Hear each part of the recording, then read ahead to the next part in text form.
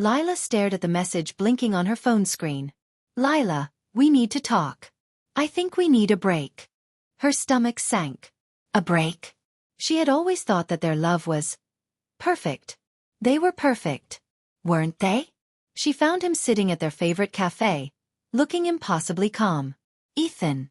Her Ethan. His gaze was cold, detached, like he was reading from a script. You're too clingy, he said, his words sharp enough to cut glass. I need space, Lila. I need someone who can give me room. I just can't do this anymore. Lila felt like the world had tilted on its axis. Clingy? Too much? Her chest tightened, her hands trembling. She wanted to scream, to beg, to reach out, but no sound came out. And just like that, he was gone. Weeks passed. Lila threw herself into self-help books, yoga classes, and even cooking lessons she didn't particularly like. She was determined. No more clinginess, no more heartbreak. Then fate, as it often does, decided to have a sense of humor. Her new job wasn't glamorous. It was a small assistant position at a mid-sized marketing firm. But the first day, as she stepped into the glass-walled office, her heart skipped a beat. There he was. Ethan. Sitting at the corner office, looking every bit the same, except now he had a power suit and a slightly more confident smirk. Lila's mind screamed, "Don't look! Don't stare!" But her lips curved into a small, almost imperceptible smile. "First day?" a cheerful voice asked. Lila blinked and realized it was her boss. She nodded, forcing herself to look professional. "Yes. First day." Little did Ethan know, the sweet, clingy girl he once dumped had returned. Smarter, bolder, and now, his secretary. And for the first time in months, Lila felt something stir deep inside her. The thrill of being in control. A spark of mischief danced in her eyes. This time, she wasn't the heartbroken girl waiting to be ignored. This time, she held the cards. And she intended to play them very carefully. Lila's heels clicked against the polished floor as she walked toward Ethan's office. Her palms were sweaty, but her grin betrayed a hidden excitement. Today wasn't just any first day. It was the beginning of her little revenge. And maybe something more. "Good morning, Mr. Carter," she said, dropping her professional smile as she handed him the first of many schedules. Ethan barely looked up, tapping at his laptop. "Morning." The corner of Lila's lips twitched. Too easy. She glanced at his calendar and noticed his lunch appointments. A fancy cafe with someone named Clara. A smirk formed. Maybe it was time to reschedule that. Just a little, harmless interference. "Mr. Carter," she said sweetly, "I noticed your noon meeting might conflict with your quarterly review. I went ahead and adjusted it." Ethan raised an eyebrow. "Adjusted it how?" "Oh, nothing major. Just a tiny shift," she said innocently. Ethan frowned, but before he could ask more, the printer behind her let out a dramatic screech, followed by a puff of smoke. Lila pressed a button and the printer stuttered back to life. "Must be the printer again," she said with a soft laugh, shrugging as she handed him the corrected schedule. Ethan stared at her, suspicion flickering in his eyes. Not yet, she thought.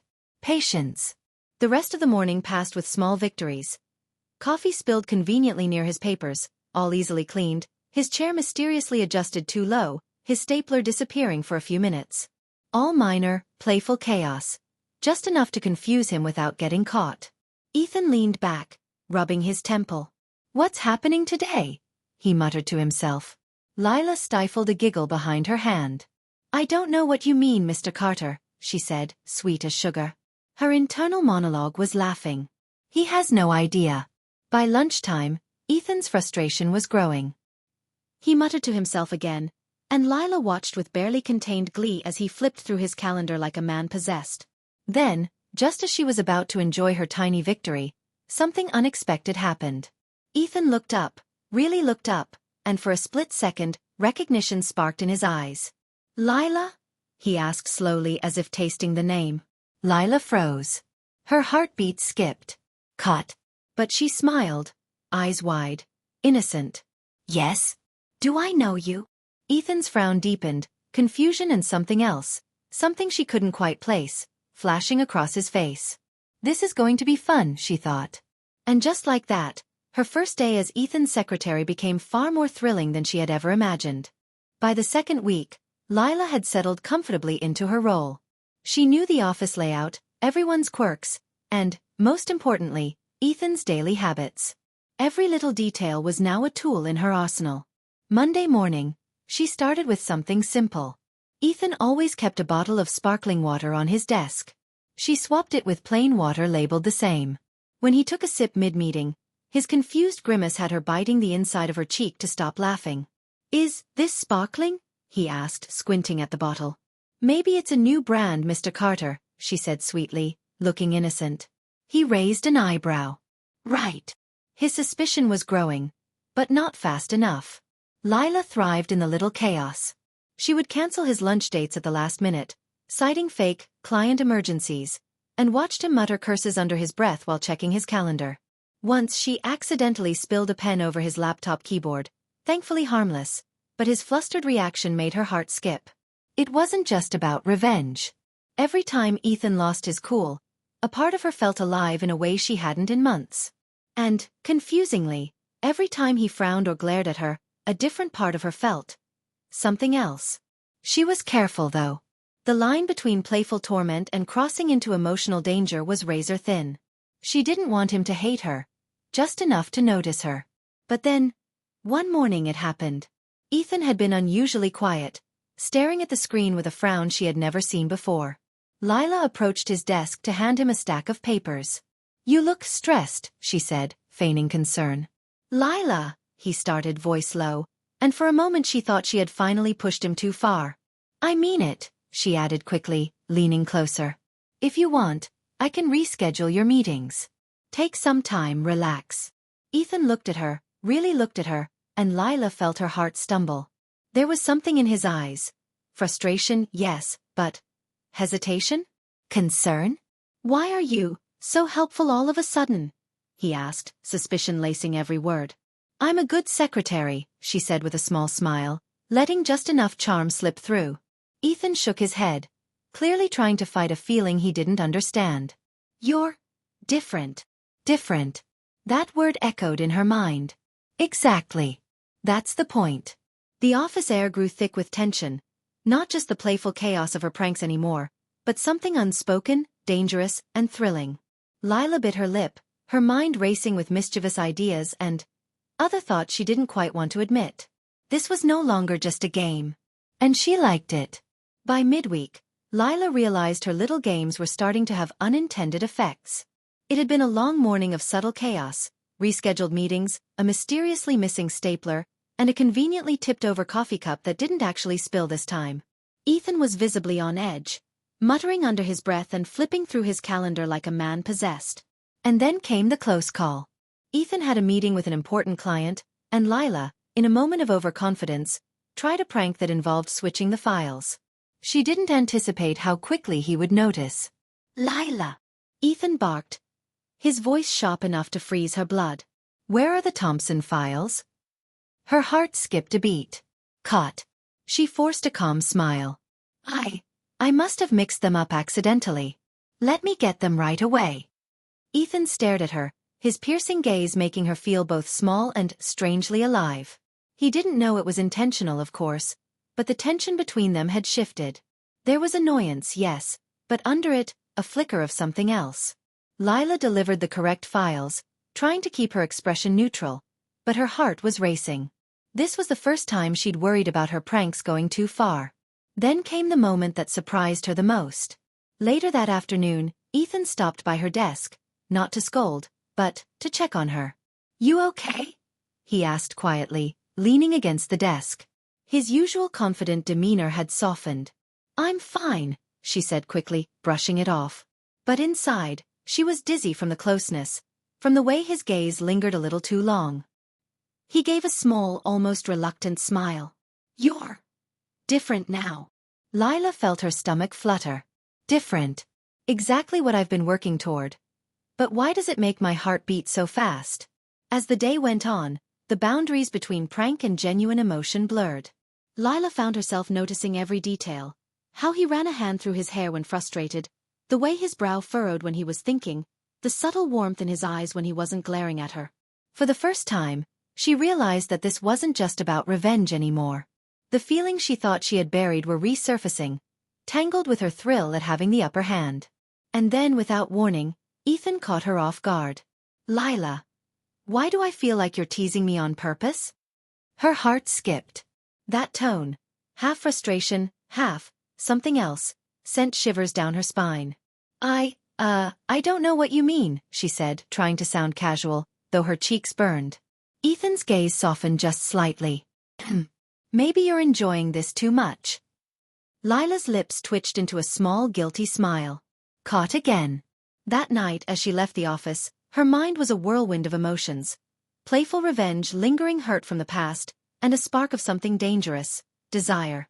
For the first time, Lila realized that winning back Ethan's attention might be far more complicated than she ever imagined. And maybe, she didn't want it to be simple. The office was unusually quiet that afternoon. Lila sat at her desk, tapping her pen nervously, while Ethan lingered near the doorway, papers in hand but clearly not focusing on them. Finally, he sighed, running a hand through his hair.